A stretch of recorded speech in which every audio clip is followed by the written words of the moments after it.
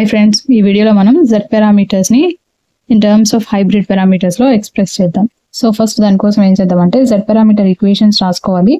So Z parameter equations are V1 equals to Z11 I1 plus Z12 I2, V2 equals to Z21 I1 plus Z22 I2. అలాగే hybrid parameters equations కూడా రాద్దాం. Hybrid parameter equations V1 equals to H11 I1 plus H12 I2 V2. అలాగే second equation I2 equals to H21 I1 plus H22 V2.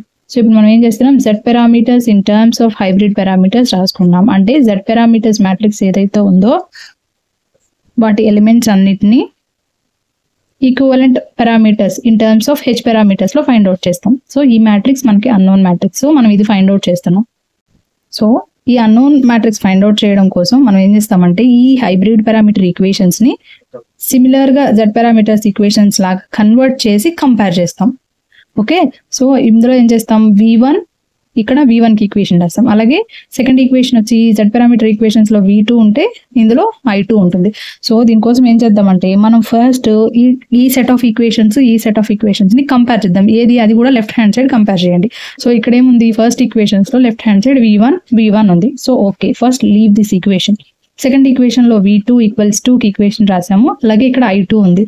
So మనం ఏం చేద్దామంటే ఈ equation ని rearrange చేసి V2 కి ఈక్వేషన్ ఫార్ములా డిరైవ్ చేస్తాం. అంటే ఇక్కడ ఏముంది, I2 equals to H21 I1 plus H22 V2 ఉంది కదా. సో దీన్ని రీఅరేంజ్ చేస్తున్నాం, చేసి V2 కి ఈక్వేషన్ ఫైండ్ అవుట్ చేయాలి. అంటే ఇక్కడ V2 టర్మ్ ఇక్కడ ఉంది కదా, ఇక్కడ V2 టర్మ్ ఉంది కదా. సో దీన్ని ఫస్ట్ రాసుకుంటున్నాను. అంటే H22 V2 is equals to, దీన్ని ఇటువైపు లెఫ్ట్ హ్యాండ్ సైడ్ తీసుకొస్తే ఈక్వేషన్ ఇది మిగిలిపోతుంది. So I2 minus H21 I1.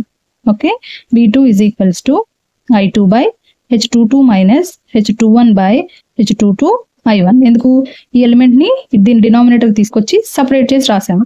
అప్పుడు మళ్ళీ I1 ఈక్వేషన్ ఫస్ట్ రాసుకుంటాం, అంటే I1 ఎలిమెంట్ ని. So minus H21 by H22 I1 plus 1 by H22 I2 and this is equation for V2.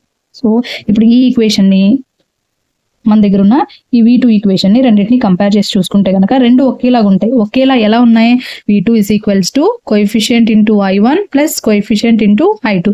So మనం ఇక్కడ కంపేర్ చేసి ఏం అవుట్పుట్స్ తీసుకురావచ్చు, Z21 equals to minus H21 by H22, Z21 equals to minus H21 by H22, అలాగే Z22 equals to 1 by H22. So ఇవి derive చేసాం ఈ equation నుంచి. ఇప్పుడు ఏం చేద్దామంటే ఇవి ఏవైతే కామన్ గా ఉంది అనుకుని ఫస్ట్ ప్రొసీజర్ స్టార్ట్ చేసాం కదా, సో దాన్ని ఒకసారి చెక్ చేసుకుందాం. V1 ఈజ్ ఈక్వల్స్ టు, ఇక్కడేమో coefficient into I1 plus coefficient into, ఇక్కడేమో I2 ఉంది, ఇక్కడేమో V2 ఉంది. సో మనకి ఇక్కడ V2 ఎలిమెంట్ అన్వాంటెడ్ కాబట్టి ఏదైతే ఇక్కడ డిరైవ్ చేసుకున్నామో ఈ V2ని తీసుకెళ్లి ఈ ఈక్వేషన్ లో సబ్స్టిట్యూట్ చేద్దాం.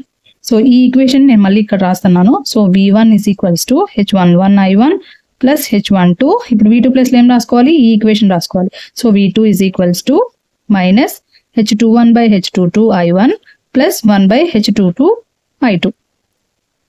ఓకే, దీన్ని సింప్లిఫై చేసి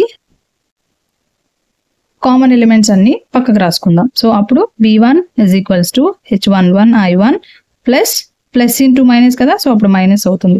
minus H12 H21 by H22 into I1 plus ఇప్పుడు ఇది దీంతో మల్టిప్లై చేస్తున్నాం. So H12 by H22 into I2. So ఇప్పుడు I1 రెండు ఎలిమెంట్స్ ఉన్నాయి కదా, కామన్ తీసి రాస్తున్నాం. అప్పుడు ఏమవుతుంది, H11 minus H12 H21 by H22 into I1 common element. So remaining element as it is అలాగే రాసేయాలి. ఏంటిది అది, H12 by H22 into I2. So ఇప్పుడు దీనికి LCM చేస్తున్నాము. అప్పుడు H11 H22 minus H12 H21 by H22 I1 plus H12 by H22 I2. This is equation for V1.